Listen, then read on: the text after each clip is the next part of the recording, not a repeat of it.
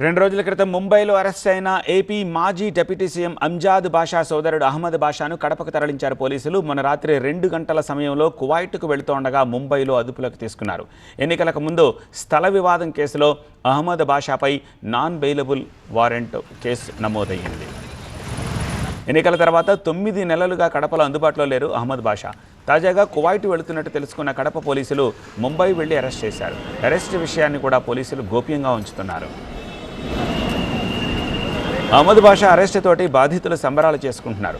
కడపలో అంజాద్ బాషా ఇంటి సమీపంలో బాణాసంచా కాల్చి స్వీట్లు పంచుకున్నారు బాధితులు. అప్పట్లో అహ్మద్ బాషా చాలామందిపై అక్రమ కేసులు బనాయించినట్టు ఆరోపణలు వచ్చాయి. అతని అరెస్ట్ తోటి బాధితులు సంబరాలు చేసుకుంటున్నారు. అసలు కథ ఇప్పుడే మొదలైందంటూ బాధితులు మండిపడుతున్నారు.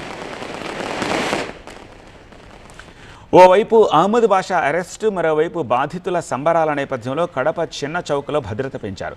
అవాంఛనీయ ఘటనలు జరగకుండా బందోబస్తు ఏర్పాటు చేశారు.